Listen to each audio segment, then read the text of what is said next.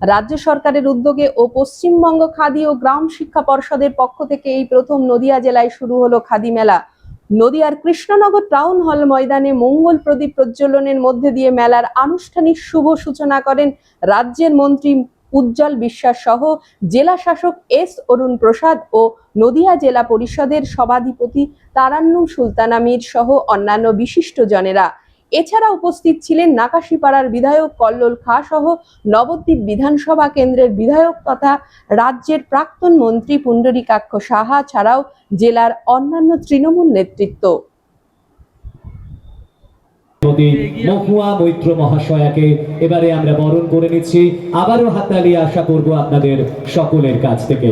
উত্তরীয় ব্যাচ এবং সেই সঙ্গে পুষ্পস্তবক আর দেখতে পাচ্ছি এই নদিয়া খাদি মেলার সঙ্গে অত্যন্ত তাৎপর্যমণ্ডিত একটি স্মারক সকল অতিথিজনদের আমরা প্রদান করছি।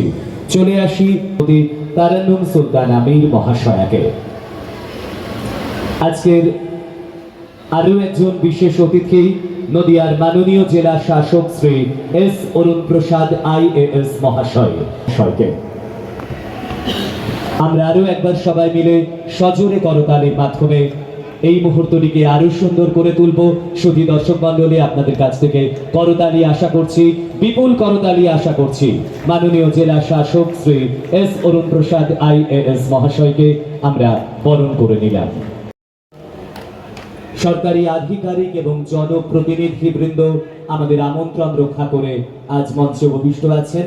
আমরা তাদেরকে একে একে বরণ করে নিচ্ছি। তাদের গৌরবময় উপস্থিতিতে আমরা হয়েছি ঋদ্ধ, সমৃদ্ধ হয়েছে আমাদের আয়োজন। আমরা বরণ করে নিচ্ছি মাননীয় বিধায়ক শ্রী তাপস সাহা মহাশয়কে।